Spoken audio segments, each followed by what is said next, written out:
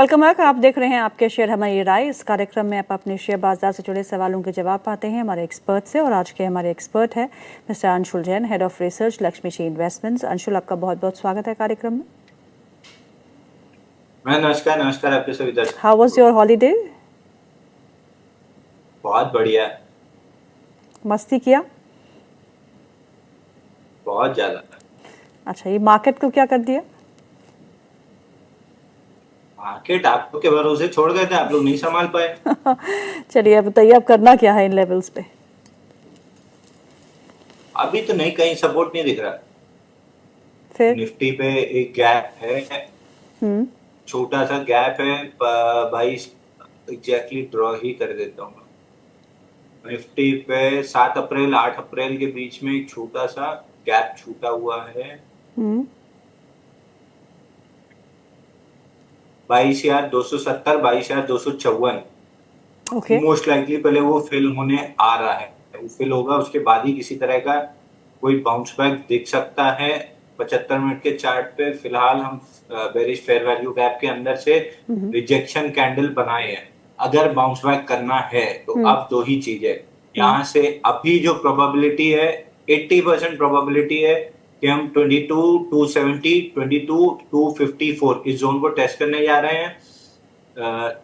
20 to 30% probability है कि अगर 22,594 या राउंड फिगर 22,600 पकड़ लीजिए, 22,600 निकला तो बाउंस बैक बनेगा 22,830 तक, और नहीं तो ये मार्केट जा रहा है नीचे गैप फिल करने के लिए 22,270, 22,254। और बैंक निफ्टी पे एक गैप छूटा हुआ है 50,643, 50,634, ऑलमोस्ट फिल्ड है, फिल हो जाएगा। और ये फिल होगा तो निफ्टी भी डाउनसाइड में ही अपना गैप फिल करेगी। तो मैं इसलिए एक्सपेक्ट नहीं कर रहा हूँ कि 22,600 क्रॉस करके कोई बेयर ट्रैप बनेगा। बट आज एक्सपायरी है, वो भी मंथली एक्सपायरी है, तो लेटर सेकेंड हाफ में कुछ भी हो सकता है। पोजीशंस हल्की रखना चाहिए, और अगर 22,600 के ऊपर ट्रैप बना तो फिर अच्छी क्वांटिटी से लॉन्ग में पार्टिसिपेट करना चाहिए। गैप फिलिंग 25,800, 25,830 की रेंज के लिए। ओके। बैंक निफ्टी ने तो बहुत परेशान किया है। I mean it has been underperforming the markets, right? कुछ बैंक निफ्टी अंडर परफॉर्म, मतलब बैंक निफ्टी ने आउट परफॉर्म भी किया था, इसलिए अंडर परफॉर्म भी कर रहा है। निफ्टी का जब हाई बना था सितंबर 2024 में 26,200 के करीब का, वहां से हमने लगभग 100 ही पॉइंट नया ऑल टाइम हाई बनाया था। सितंबर 2024 के बाद जनवरी 2026 में 1.5 साल बाद बैंक निफ्टी इस बीच में 54,000 की जगह 61,900 करीब, 60 ऑलमोस्ट 62,000 का हाई बना चुकी थी। यानी 8,000 पॉइंट ऊपर। तो आउट परफॉर्म भी की थी, इसलिए अभी अंडर परफॉर्म भी कर रही है।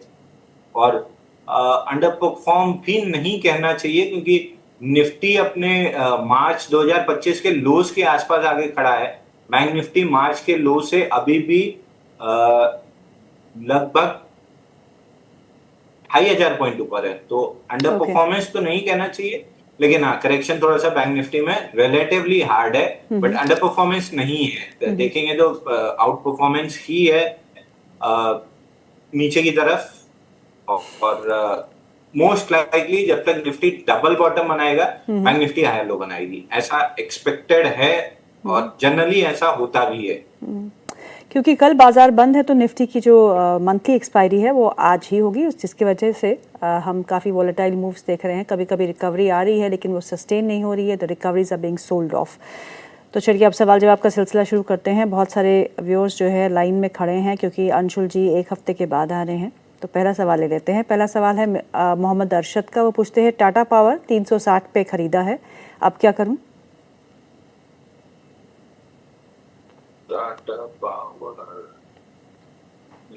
ट्रेडर है तो आपने खरीदा ही गलत है। इन्वेस्टर है तो ठीक ठाक खरीदा है। 416.75 में निकलना चाहिए था। फ्राइडे जाते जाते 20 मार्च को बता भी गया था 416.75 आ गया है, बुक कर लीजिए। अगली बाइंग 417 के ऊपर जब क्लोज करेगा तब ऑल टाइम हाई तक के लिए बनेगा, नहीं तो ये रिजेक्ट करके वापस 385, 368 की जोन में आएगा, जिस जोन में आ चुका है। तो ये जोन में जहां भी बुलिश एविडेंस बनेगा वापस बाई बनेगा 416.75 के लिए और 417 420 की जोन क्रॉस होने के बाद ऑल टाइम हाई आराम से आ जाएगा। मंथली चार्ट पे ऑलमोस्ट डबल बॉटम बन रहा है 1 साल का। ओके, विनीता गुप्ता का सवाल है, वो पूछती हैं लेवल्स बता दीजिएगा एवरेजिंग के फॉर वोल्टास 1500 की खरीद है और आरआर केबल 1520 की खरीद है, दोनों ही स्टॉक्स में एवरेजिंग की सलाह देंगे आप? वोल्टास और आरआर कबल में तो हमारा स्टॉप लॉस कटा था लगभग 40-50 रुपए का, उसके बाद से कोई भी इसको सपोर्ट नहीं मिला।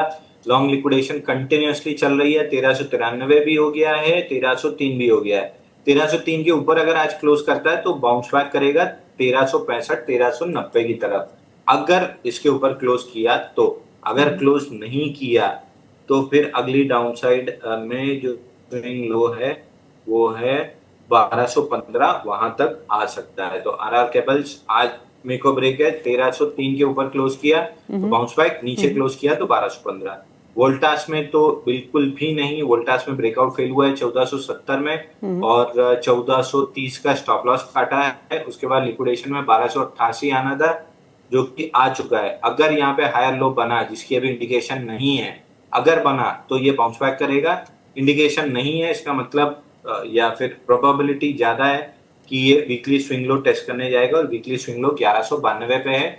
ये तीसरा साल है जहां पे गर्मी की थीम फेल होती हुई दिख रही है, जबकि अभी से ही गर्मी बहुत तेजी से पड़ने लगी है। तो एक्सपेक्टेड यही है कि चलेगा, लेकिन चल नहीं रहा है। ओके, अगला सवाल जो है वो निलय का है। निलय पूछते हैं अदानी पोर्ट्स, हाईटेक पाइप्स और यूबीएल बाइंग लेवल के पास में है, क्या करना चाहिए? तीसरा कौन सा? UBL, United beverages. यस। और देखिए यूबीएल तो बाइंग जोन में है, यूबीएल बाइंग आप करके रख सकते हैं, बट अगर आपके पास लंबा पेशेंस है 1.5 साल के लिए, क्योंकि ट्रेडिंग के लिए ये 1800 निकलने के बाद ही अच्छा होगा। 1800 के बाद ही इसमें बुलिश मोमेंटम बनना स्टार्ट होगा, तब ये 2300 की तरफ जाएगा। तो ये 1500 से 1800 की जोन में लंबा समय काट सकता है कंसोलिडेशन में। तो इन्वेस्टर्स को अगर वैल्यू बाई करना है तो 1465 1450 इस जोन से स्टार्ट कर सकते हैं। ट्रेडर्स को मोमेंटम चाहिए तो 1805 निकलने का वेट कीजिए। हाईटेक पाइप मेरे पर्सनल पोर्टफोलियो में पड़ा हुआ है, प्रॉफिट का माल। इस पे मैं कोई भी सलाह बाई सेल की नहीं दूंगा। हालांकि मेजर सपोर्ट 72 बहुत अच्छे से प्रोटेक्ट हो रहा है। यहाँ पे कोई भी बुलिश एविडेंस बना तो फ्रेश बाइंग करूंगा। मेरे पास जो स्टॉक पड़ा हुआ है वो प्रॉफिट का है, कोई उसमें मेरी कैपिटल नहीं लगी हुई है। अदानी पोर्ट्स बिल्कुल यहाँ पे एवरेज कर सकते हैं। 1365 के नीचे हमने डिस्कस किया था कि 1365 1287 इस जोन में बाइंग करना चाहिए। तो अगर इन्वेस्टर हैं तो इस जोन में बाइंग करना स्टार्ट कर दीजिए। अगर ट्रेडर है तो 1392 या 1400 राउंड फिगर पकड़ लीजिए, 1400 निकलने का वेट कीजिए, तब ट्रेडिंग के लिए अच्छा होगा। फिलहाल इन्वेस्टर्स के लिए अच्छी एक्यूमुलेशन जोन में। ओके, अगला सवाल जो है वो सुमन का है। वो पूछती है नुवोको NUVOCO और अंबुजा सीमेंट, दोनों ही स्टॉक्स क्या खरीदने चाहिए? अंबुजा सीमेंट तो थोड़ा थोड़ा करके ऐड करना चाहिए। मैं एक्सपेक्ट नहीं कर रहा था कि 441 के नीचे क्लोज करेगा, लेकिन क्लोज किया है और क्लोज किया है तो स्विंग लो के टारगेट खुले हैं जो कि अचीव भी हो गए हैं 401 के। तो इस जोन में थोड़ा थोड़ा एवरेज करना चाहिए। सांस लेने की जगह छोड़े रखिएगा, थोड़ा थोड़ा एवरेज कीजिए। 5-5%, मतलब 100 क्वांटिटी लेना है तो 5-5 क्वांटिटी ऐड कीजिए। यहाँ से हर 10-5 रुपए नीचे में ऑलमोस्ट फैग एंड पे है अपने डाउन मूव के, यहाँ से थोड़ा सा और सांस लेने की जगह छोड़िए ताकि नीचे मिलता रहे। और जिस भी दिन रिवर्स करेगा आपको बहुत आराम से पहले ही राउंड में 550 तक अपसाइड दे सकता है। नुवोको विस्टा अपना आईपीओ बेस ब्रेकआउट देते देते नहीं दिया 475 पे और वापस से ऑल टाइम लोस के आसपास आ गया है। यहाँ पे थोड़ा थोड़ा एक्यूमुलेट करके रखना चाहिए। थोड़ी सी सांस लेने की जगह जरूर छोड़ के रखिया कीजिए, लेकिन ईपीएस ग्रोथ दिसंबर क्वार्टर में आना स्टार्ट हुई है, तो प्रोबेबली 1-2 क्वार्टर अगर ईपीएस ग्रोथ अगर यही 35% है, 25% के ऊपर रह जाती है तो स्टॉक बुलिश ट्रैजेक्टरी में आ जाएगा। अंशु, शुगर स्पेस में कुछ बाय कर रहे हैं आप? शुगर स्पेस में मैडम स्टैंडर्ड डिस्क्लेमर, सुबह वो बाय दिया था डालमिया शुगर 350 रुपए में मीडिया प्लेटफॉर्म पे, 352 रुपए पे, अभी 391 का हाई बना है। दूसरा धामपुर शुगर सुबह बाई दिया था उसमें भी लो रिस्क ट्रेडर बुक हो चुका है। तो ये दो स्टॉक्स में इंस्टीट्यूशन एक्टिविटी दिख रही थी, सुबह बाय लिया था। अब फ्रेश एंट्री अगर ढूंढ रहे हैं तो फ्रेश एंट्री नहीं बन रही है। ओके, चलिए अगला सवाल ले लेते हैं। अगला सवाल विजय जी का है। वो पूछते हैं E2E 2598 पे खरीद रखा है, रखना है या बेच के निकल जाना है? देखिए, अगर आप ट्रेडर हैं तो बेच के निकल जाइए, क्योंकि ट्रेडिंग का स्टॉक ही नहीं है, और इन्वेस्टर हैं तो शांति से छोड़े रखिए। अभी बुलिश एविडेंस बनने के पहले अति उत्साह में जो आपने ले लिया है उसकी कीमत आपको समय से चुकानी पड़ेगी, समय आपको खर्च करना पड़ेगा। तो मैं बुलिश एविडेंस का वेट कर रहा हूँ। 2484 निकलता है तो बुलिश एविडेंस बनेगा, क्लाइंट्स को बाय रिकमेंड करेंगे। ऑलरेडी किया हुआ है, नीचे से ऊपर एक राउंड प्ले कर चुके हैं, सेकंड राउंड प्ले के लिए हम वेट कर रहे हैं। या तो 2000 के पास कोई रिजेक्शन, बड़ी वीकली रिजेक्शन कैंडल बने तो बाय करें, या 2484 का ब्रेकआउट दे तो बाय करें। स्टैंडर्ड डिस्क्लेमर, क्लाइंट्स के पास लॉन्ग हो सकता है और लॉन्ग की अपॉर्चुनिटी हम इसमें ढूंढ रहे हैं। ओके, आयुष माथुर का सवाल है। वो पूछते हैं PPL pharma, M&M finance, GMDC, union bank, Anshul sir ने बताए थे 2 से 3 साल के लिए कि अच्छा अपसाइड होगा इनमें। क्या हम और ऐड कर सकते हैं डिप्स पे? क्योंकि मुझे अपने PSU बैंक्स में जो लॉस हुआ है उसको रिकवर करना है, विच आई हैव बुक्ड। क्या करना है? यूनियन बैंक में तो प्रॉफिट बुक करके भी बाहर हो चुके हैं और ऑन द डिप्स ऐड करने के लिए वेट कर रहे हैं। जहां भी बुलिश एविडेंस दिखेगा हम ऐड करेंगे। इसीलिए पूरी चीज ध्यान से जब तक नहीं सुन रहे हैं तब तक आप म्यूचुअल फंड में शिफ्ट कर जाइए, आपके लिए ज्यादा बेहतर होगा फाइनेंशियल हेल्थ के लिए। यूनियन बैंक जब 195 रुपए तोड़ रहा था तब हम ये क्लियरली सलाह दे रहे थे, रिकॉर्डेड शोज पड़े हुए हैं, वापस जाके देख लीजिए। 155-56 में जो बाई करना स्टार्ट किया था, 195 पे प्रॉफिट बुक करके निकले थे, और ये डिस्कस भी किया था कि 195 का ट्रेलिंग स्टॉप लॉस हिट हुआ है, प्रॉफिट बुक कीजिए। नीचे 165 और 148 लिक्विडेशन में आएगा, वहां पे बुलिश एविडेंस पे बाई करेंगे। तो 165 ऑलमोस्ट आ गया है, बुलिश एविडेंस बनेगा तो बाई करेंगे। GMDC बाइंग रेंज 530 थी, वहां से पलट के एक बार 600 तक आ चुका है, प्रॉफिट बुक कर लेना चाहिए। 618 के ऊपर डिसाइसिवली वीकली क्लोज करेगा तो ये अपने स्ट्रक्चर का ब्रेकआउट दे देगा, तेज हो जाएगा, उसके बाद 900 रुपए का टारगेट खुल जाएगा। तो 530 से 600 तक का एक मूव कंप्लीट हो चुका है। नहीं बुक किया है तो इस तरीके की चीजें बुक करना सीखिए। 618 के ऊपर डिसाइसिव ब्रेकआउट है। M&M फिन 384 पे कितनी बार बोला था कि यहाँ पे ट्रेलिंग स्टॉप लॉस हिट हो गया है, प्रॉफिट बुक करके एग्जिट कर लीजिए। लगभग 280-285 रुपए से बाय किया है, 100 रुपए मिल रहा है, प्रॉफिट बुक कर लीजिए। जब नया बुलिश एविडेंस बनेगा रिटेस्ट पे तब बाय करेंगे, जो अभी तक नहीं बना है जब बनेगा तब करेंगे।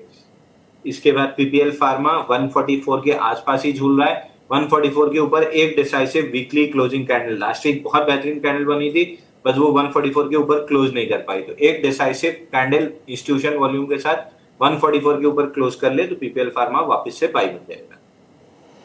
ओके, साक्षी जी का सवाल है। अंशुल